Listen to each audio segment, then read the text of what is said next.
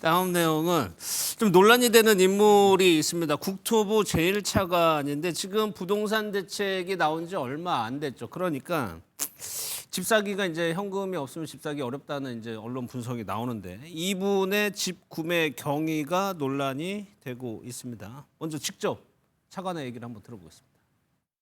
살려고 하니까 그런 스트레스를 받는데 만약에 저희가 시장이 안정화되고 그 안정화돼서 집값이 떨어지면 뭐 그 혜택은 당연히 이제 굳이 고려 안 해도 되잖아요. 집값 자체가 내려가 버리니까. 근데 만약에 오르지 않고 유지가 되면 내 소득이 또 계속 또 벌게 되면 그 돈이 또 쌓이면 또 그때 가서 하면 되거든요. 이번 규제에 대해서 민감하게 반응하실 필요는 없지 않은가 저는 그렇게 생각하겠습니다. 뭐 정책 입안자로서 원론적인 얘기를 할 수도 있을 거라고 뭐 할 수 있습니다. 뭐 지금 살려고 하니까 스트레스 받는 거다. 좀 시장이 안정이 되면 집값이 떨어지니까 그때 사면 된다.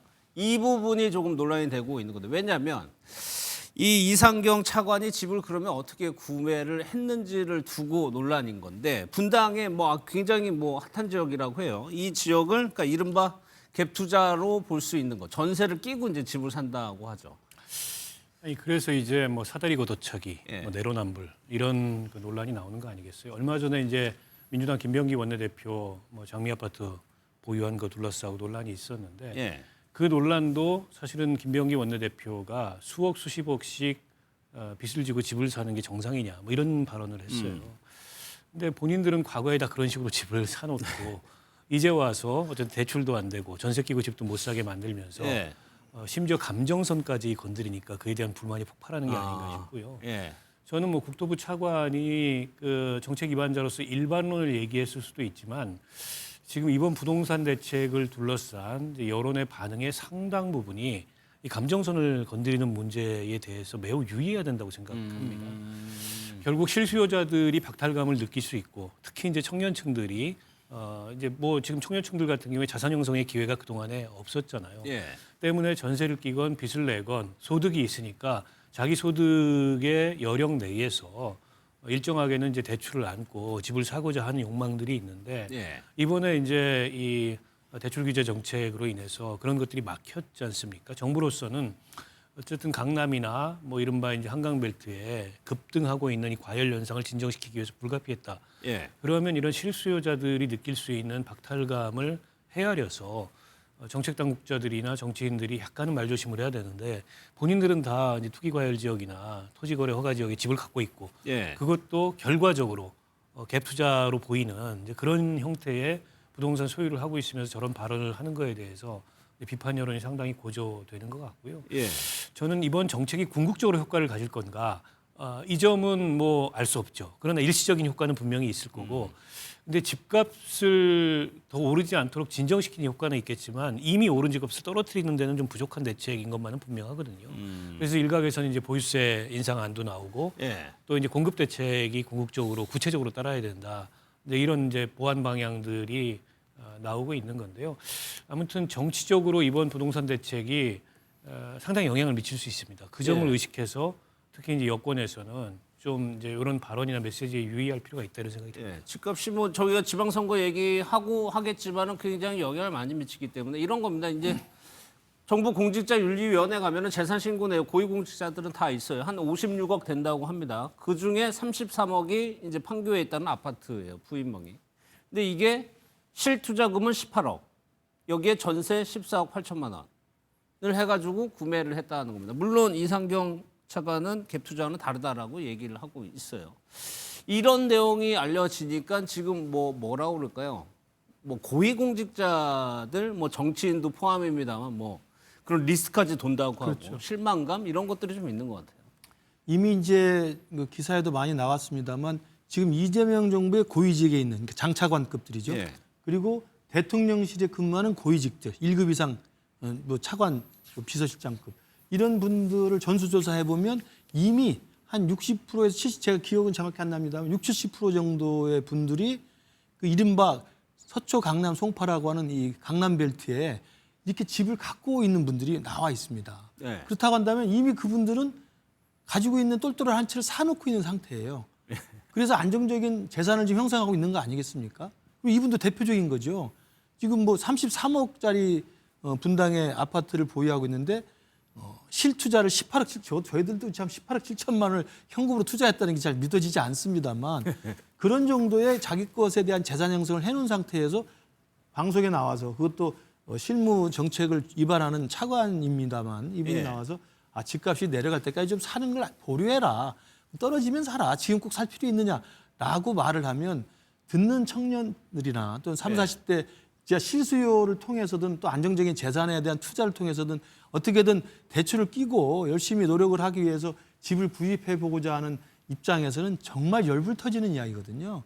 저는 이런 것들이 저는 이 부동산 대책의 뭐 찬반이나 적법성 여부를 떠나서 가진 자들이 우리는 가졌으니까 너희들은 사지 마라라고 막는 것밖에는 설명이 안 되는 거예요. 예. 그것에 대해서 30, 40대 또 청년들 또 지금 막 이제 생애 최초로 재산을 어떻게 형성을 해서 부동산을 만들어서 그 집에 들어가서 살고 싶은 여망을 가진 사람들한테 찬물을 끼얹는 이야기이기 때문에 예. 정말 저는 해서는 안 되는 이야기 생각하고요. 저 개인적으로 저는 국민의힘 소속입니다만 이게 노무현 정부 때도 그랬고 문재인 정부 때도 그랬고 진보 정부가 들어왔을 때 부동산 대책을 세우면 세울수록 또 옥죄고 규제를 하면 할수록 집값이 더 뛰었습니다. 국민들이 다 알고 있습니다. 경험치로 알고 있기 때문에 이번에 이 막강한 사상 초유의 대출 억제 그리고 토지허가 규제 이런 것들에 대해서 계속 누르면요 제가 볼 때 집값이 뛸 거라는 예상이 분명히 나오게 되고 가장 중요한 건 저는 시장에 맡기는 거라고 생각을 합니다. 예. 시장에 맡겨서 민간 부분은 민간 부분대로 재건축이나 재개발을 하겠다는 분들이 모여서 하겠다고 하면 그걸 편하게 자율적으로 재건축 재개발할 수 있게 규제를 풀어주고 또 건설회사가 또 알아서 수익을 낼 수 있도록 알아서 건설할 수 있게 해주고 공공 부분은 LH나 이런 데서 또 공공 토지를 분양을 받아서 그 부분에 대해서 또 싸고 좋은 아파트를 또 분양을 하고 그래서 공급을 늘리는 걸 먼저 하고 그리고 그 공급된 아파트가 충분히 됐을 때 이걸 사고 팔고 수요 공급에 맞춰주는 것은 시장에 맡기는 거라고 저는 생각합니다. 이걸 자꾸 쪼이고 규제하고 하기 때문에 이미 산 사람들에 대해서는 못 가진 사람들은 상대적 박탈감이 있는 것이고 산 사람에 대한 수요는 계속 늘어나기 때문에 아파트 값은 계속 오를 수밖에 없는 구조가 있거든요. 예. 이상경 차관은 뭐 전에 집이 안 팔려서 그냥 뭐 전세로 했다는 취지로 좀 해명을 했는데 글쎄요 논란이 좀 계속 이어지고 있고 이렇다 보니까 집값이 사실 서울 그렇고요 경기 일부 지역 그러니까 서울시에서 집값이 내년 서울시장 선거에서 굉장히 중요한 역할을 합니다. 그러다 보니까 서울시 국감에서 오세훈 시장이 이 집값 부동산 정책과 관련해서 굉장히 각을 세우는 듯한 모습을 적극적으로 보였거든요. 오세훈 시장이 뭐 부동산 정책뿐만 아니라 최근 들어서 어쨌든 이재명 정부의 정책에 대해서 좀 비판의 수위를 높이는 듯한 모습을 보고 예. 있어요.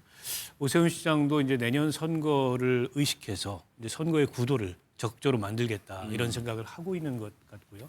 이제 그렇다 보니까 이제 부동산 정책은 본인도 일종의 이제 정책적 이해관계자고 또 여당에서는 오 시장이 강남 등에 대해서 토지거래 허가구역을 해제하는 바람에 예. 집값이 급등했다라고 하는 오세훈 책임론을 제기하고 있고 공급 부족으로부터도 지금 서울시가 자유롭지 못한 거 아니냐 이런 비판이 있거든요.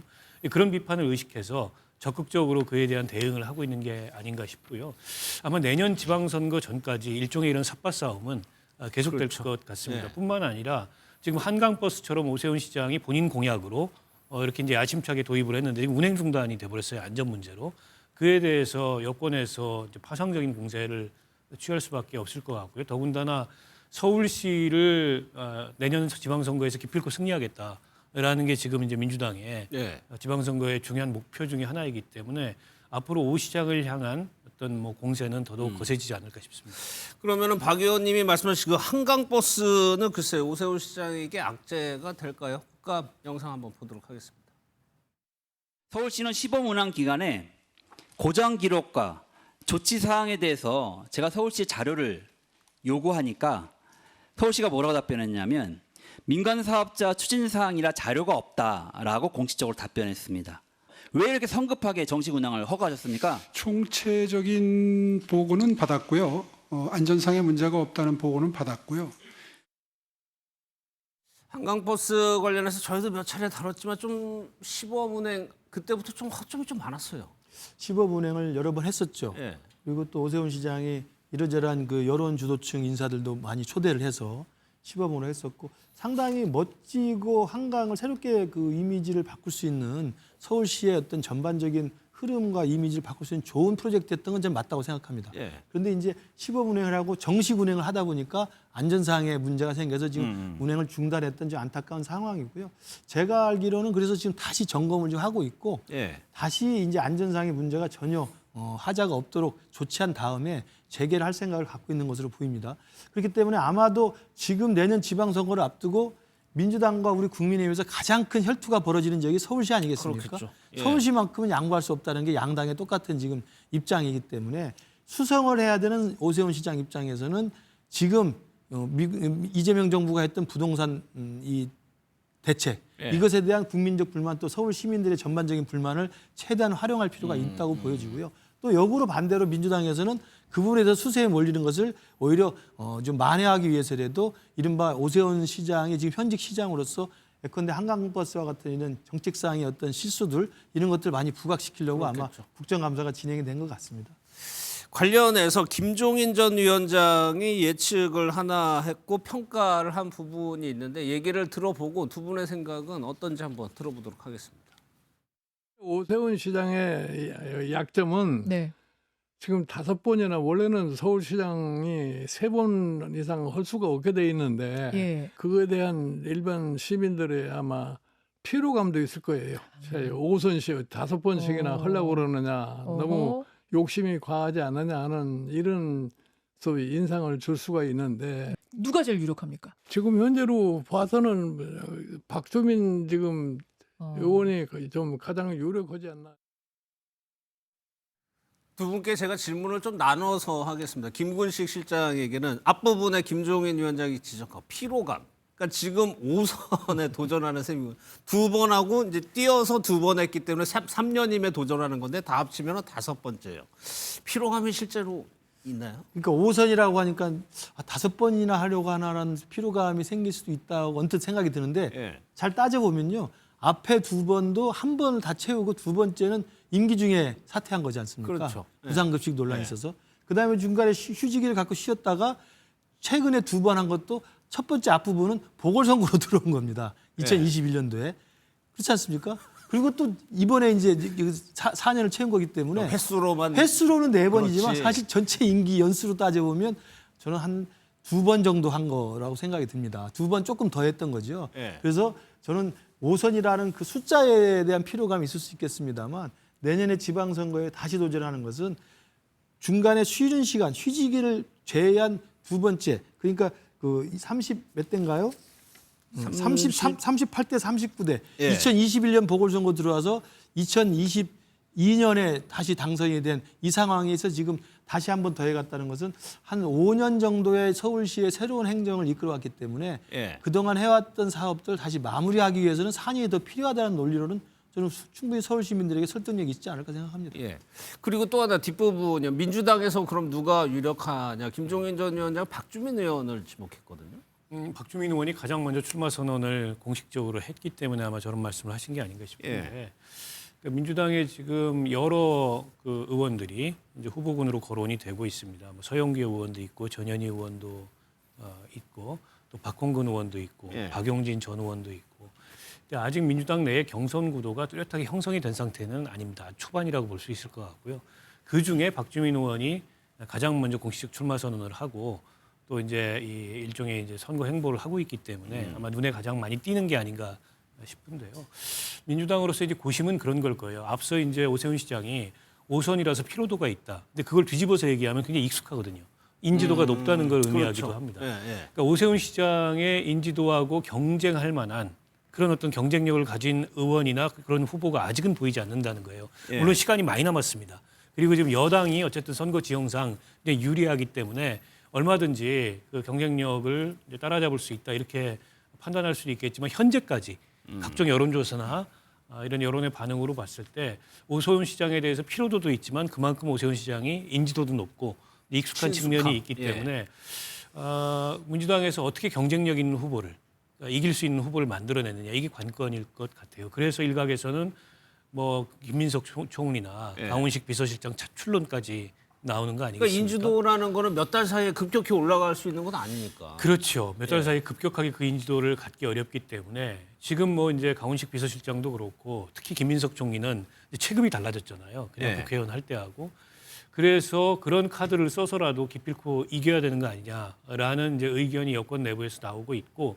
근데 강훈식 실장이나 뭐 김민석 총리라고 이길 수 있는 필승 카드냐 그에 대해서도 확신할 수 없다. 그래서 뭐 일각에서는 영입론까지 나오고 있어요. 그만큼 지금 전체적으로 내년 지방선거 그 구도에서 서울이 핵심적인 예. 그런 지역이기 때문에 어떻게 해서든지 오세훈 시장을 꺾을 수 있는 후보 찾기가 민주당에서 가장 중요한 과제 중에 하나가 아니겠습니까? 그리고 마지막 편수는 이길 수 있는 후보를 내세울 것이다. 그렇죠. 알겠습니다.